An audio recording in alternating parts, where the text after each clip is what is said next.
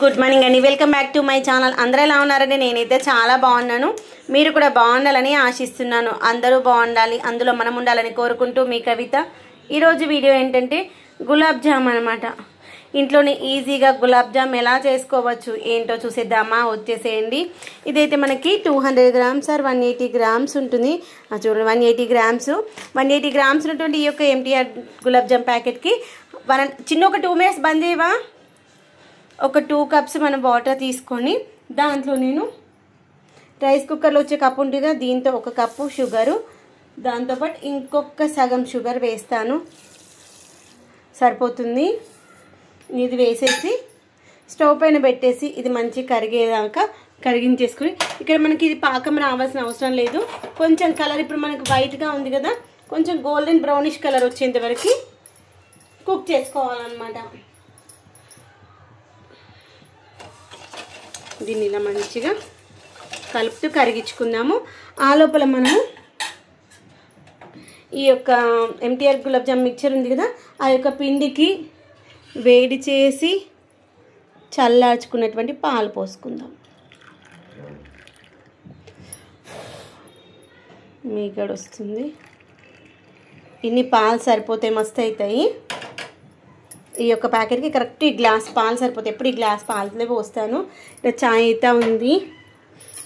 ఇటు చాయ్ పోసుకొని చాయ్ తాగే లోపల పిండి కలిపేసుకోవచ్చు. చాయ్ మరగడానికి ఇంకొక 2-3 నిమిషాలు పడుతుంది. ఆ లోపల ఇక్కడ మనకి వాటర్ వేడవుతూ ఉంటాయి. ఇది అడగంటకుండా ఇది కరిగేంత వరకు కలుపుతూ ఉండాలి. తర్వాత కలపకుండా ఏం కాదు. ఈ యొక్క పిండిని అయితే ఈ యొక్క పాలు చల్లారాలి. చల్లారిన తర్వాత కలుపుకుందాం. ఇదిగోండి, ఇలాచి పౌడర్ వేసేసుకుందాం. దంచేసి ఒక 3 ఇలాచీలు అయితే దంచేసి వేసుకుంటున్నాను. ఇంకొంచెం వేడవనిద్దాం, మంచిగా మరగనిద్దాం. ఇంకొంచెం కలర్ రావాలి. గులాబ్ జామ్ కోసం పాకం పెట్టాను. ఒక 2 కప్స్ షుగర్కి 4 కప్స్ వాటర్ వేసేసి మంచిగా మరగనిస్తాను. ఇది మంచిగా మరిగి మన కలర్ ఇంకొంచెం చేంజ్ అవ్వాలి. థిక్ సిరప్ లా, కొంచెం థిక్ సిరప్ లాగా కావాలి. షుగర్ సరిపోయింది. ఫ్రెండ్స్, ఇదిగోండి gulab jam mixture packet, MTR gulab jam వాళ్ళది. ఫస్ట్ మనము ఏది తీసుకున్నా ఏది తింటున్నా కానీ ఫస్ట్ అయితే ఒకసారి ఎక్స్పైరీ డేట్ చూసుకోవాలి.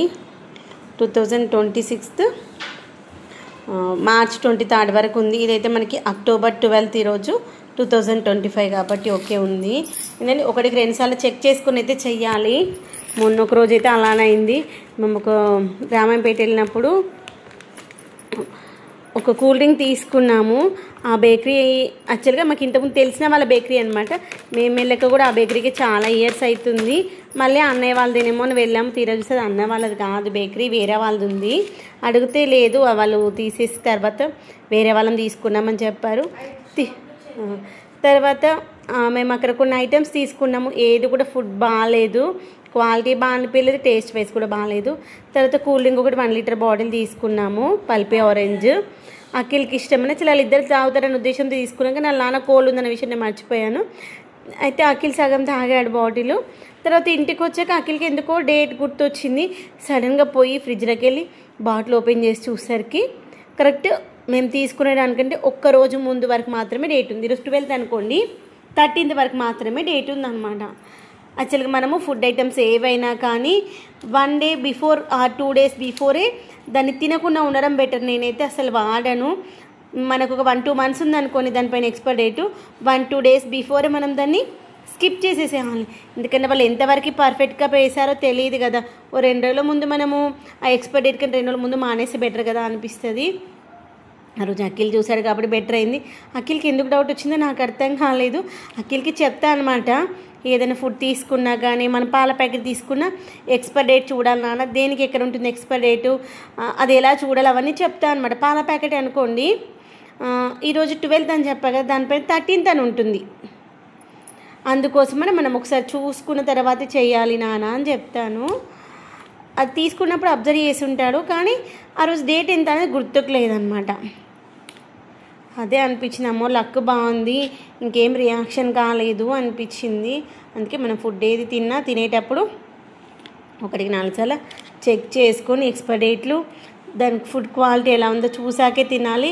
అందుకే మేము అఖిల్కి చిన్నప్పుడు కూడా ఏది పెట్టినా ఫస్ట్ మేము చెక్ చేసాకే తింటామన్నమాట.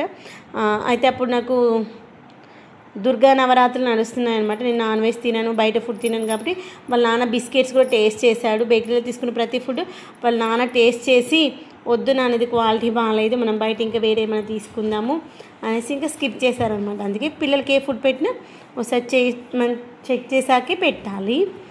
ఇదిగోండి, ఇక్కడైతే మనము గులాబ్ జామ్ పిండిని అయితే మంచి చపాతీ పిండిలాగా కలుపుకోవాలి. గట్టిగా ఉండొద్దు, కొంచెం మెత్తగానే కలుపుకోవాలి. యాక్చువల్లీ ఈరోజైతే అక్టోబర్ 12 మా హస్బెండ్ బర్త్డే అనమాట. తనకి ఇష్టమని గులాబ్ జామ్ చేద్దామని ఎప్పుడో తెచ్చినాం. లాస్ట్ మంత్ డీమార్ట్కి వెళ్ళినప్పుడు ఏమి తెచ్చినాం. నిన్న కూడా డీమార్ట్కి వెళ్ళినాము.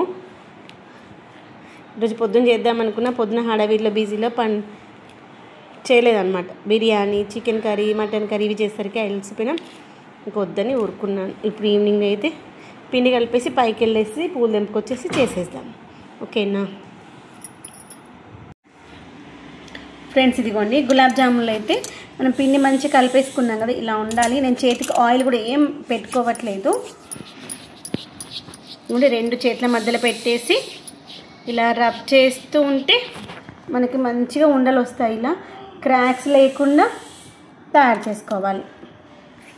పిండిని మనము ఇలా 2 చేతుల మధ్యలో పెట్టుకొని స్ప్రెడ్ చేస్తే మంచిగా వస్తాయి. లాస్ట్ అయితే మేము వీటిలో చాలా రకరకాల షేప్స్ చేసుకున్నాం. ఇంకా బోర్ వచ్చేసినందుకు ఈరోజు సర్కిల్స్ చేస్తున్నాం. లాస్ట్ టైం చాలా షేప్స్ చేసుకున్నాం, గుర్తుకుందా? లాస్ట్ 2 టైమ్స్ అట్లా వేస్తే ఎదిగినట్టు అనిపిస్తలేదు కదా, గులాబ్ జామ్ దెబ్బ అయిపోతుంది. సర్కిల్ లాగా ఉంటే కొంచెం బాగుంటుంది గులాబ్ జామ్ అంటే గుండ్రనే వేసుకుందా, గుండ్రగానే చేసుకోవాలని ఒక వీడియో పెట్టాను. కానీ ఇప్పుడు గులాబ్ జామ్ అంటే గుండ్రగానే ఉంటే బాగుంటుందేమో అనిపించింది. ఏదైనా కానీ మనం ఎంత కొత్తదనానికి వెళ్ళినా దాని యొక్క న్యాచురాలిటీ, దానికి ఉండేటువంటి స్వచ్ఛతనే దానికి బాగుంటుంది కదా. అనుకోండి, ఈ విధంగా అన్ని గులాబ్ జాములు అయితే తయారు చేసుకుని పక్కన పెట్టేద్దాం. బంద్ చేసి ఒక్కసారి షార్ట్. ఫ్రెండ్స్ ఇదిగోండి, మనమైతే గులాబ్ జాములు అన్నీ చేసేసుకున్నాం కదా. చేసేసుకున్నటువంటి గులాబ్ జాములని ఇక్కడ మనము డీప్ ఫ్రై చేసుకోవడానికి అయితే ఆయిల్ అయినా తీసుకోవచ్చు, లేదంటే నెయ్యి అయినా తీసుకోవచ్చు. మీడియం హీట్ చేసుకుందాము. ఆల్రెడీ సూప్ చేసి పెట్టుకున్నాను అనమాట, షుగర్ సిరప్. కానీ చల్లగా అయిపోయింది అనేసి అయితే వేడి చేసుకుంటాను. మరీ చల్లగా అయితే ఉండొద్దు, అలానే బాగా వేడిగా కూడా ఉండొద్దు. ఇప్పుడు ఆల్రెడీ ఆయిల్ వేడైంది, మరీ ఎక్కువ వేడిగా అనివ్వద్దు. ఇప్పుడు ఇలా ఇవి వేసేసి, ఎక్కువ ఆయిల్ అవసరం లేదు, ఇంకా కొంచెం ఎక్కువనే పోసినట్టున్నా. ఒకప్పుడు నాకు తెలియక బాగా ఆయిల్ వేసేసి డీప్ ఫ్రై చేసేదాన్ని. యాక్చువల్గా అంత ఆయిల్ అవసరం లేదు మనకి, కొంచెం ఆయిల్ వేసుకొని ఇప్పుడు మనం వేసినవి వెంటనే కదపొద్దు. కదపకుండా కొంచెం కలర్ వచ్చింది అన్నప్పుడు, గోల్డెన్ కలర్ వచ్చింది అన్నప్పుడు కలుపుకోవాలి. స్టవ్ అయితే బంద్ చేస్తున్నాను. ఇలాచీ పౌడర్ వేసా. దీనిలో కావాలంటే ఎండు కొబ్బరి తురిమి కూడా వేసుకోవచ్చు, బాగుంటుంది. అమ్మనైతే అట్లా చేస్తుండే, నాకు అట్లా ఇష్టము. కానీ మా హస్బెండ్కి, మా చిన్నోడికి అట్లా ఇష్టం ఉండదు, అందుకని వేయను అనమాట. ఇది కూడా సిమ్లో పెట్టేసాను స్టవ్, చూసారు కదా. సిమ్లో పెట్టేసి వీటిని అటు ఇటు అంటూ గోల్డెన్ కలర్ రావాలి, అప్పుడే మనకి లోపల మంచిగా వేగుతాయి. ఇంకోండి ఇలా మంచి యాక్చువల్గా బర్త్డే రోజు కోసం చేయాలనుకున్న, బర్త్డే కూడా అయిపోయింది, నైట్ అయిపోయింది. ఇంకా రేపు మార్నింగ్ శివయ్యకి మార్నింగ్ ప్రసాదంగా పెట్టేసి తినేసేయచ్చు మనం. ఇలా మంచి అటు ఇటు అంటూ మంచి అన్ని వైపులా వేగేలాగా చేసుకోవాలి. కానీ ఒక్కటి కూడా క్రాక్స్ రాకుండా మంచిగా వస్తున్నాయి, చూసారా. మనము పిండి మంచిగా నానాలి, పిండి కలుపుకోవడంలోనే ఉంటుంది అనమాట. అలానే మెత్తగా ఉండొద్దు పిండి, అలానే గట్టిగా ఉండొద్దు. మన చేతికి ఆయిల్ కూడా పెట్టుకోకపోయినా మంచిగా వస్తుంది.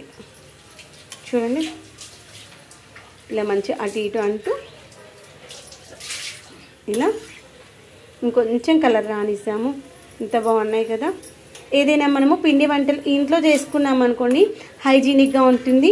మనకు ఆ యొక్క స్వీట్ అనుకోండి, స్వీట్ కంటెంట్ మనకి ఎంత కావాలో అంతే స్వీట్ వేసుకుంటాము, అంతకు మించి స్వీట్ వేస్తాం. అది ఉప్పు కారాలు కూడా మన అలవాటుని బట్టి తగ్గట్టుగా మనం తినే ఉప్పు కారాలను బట్టి మనం అడ్జస్ట్ చేసుకొని తింటాం. కాబట్టి ఇంట్లో చేసుకుంటే ఏదైనా హెల్తీగా ఉంటుంది. బయట అనుకోండి వాళ్ళు అంత హైజీనిక్గా చేస్తారనే నమ్మకం లేదు. ఆయిల్స్ కూడా యూజ్ చేస్తూ ఉంటారు కదా. కొంచెం ఓపిక చేసుకున్నాం అనుకోండి, టేస్టీగా చేసుకోవచ్చు. ఇంకొంచెం ఈ యొక్క దీంట్లో వచ్చేటువంటి నీటి బుడగలు ఉన్నాయి కదా, ఈ నీటి బుడగలు అయిపోయేంత వరకు, అంటే దీంట్లో మనకి ఉన్నటువంటి మాయిశ్చర్ ఉంటుంది కదా, ఆ మాయిశ్చర్ పోయేంత వరకు ఆ యొక్క బుడగలు అయితే వస్తాయన్నమాట. మాయిశ్చర్ పోయిన తర్వాత ఆ బుడగలు రావడం ఆగిపోతుంది. అప్పుడు మనకు తెలుస్తుంది అనమాట అవి వేగినాయా వేగలేవా అనేటువంటిది. ఇంకోండి ఎంత మంచిగా వచ్చాయి చూసారా, కలర్ సూపర్గా ఉన్నాయి కదా. ఇలా అనేసి వీటిని తీసేసి ఆల్రెడీ మనం షుగర్ సిరప్ ఉంది కదా, షుగర్ సిరప్లో వేసేసుకుందాం.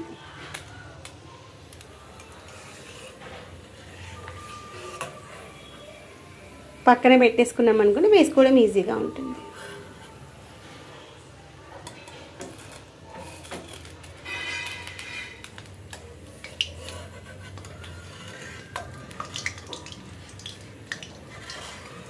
ఇవి ఆటలాడుతూ ఉంటాయి కదా మనతో.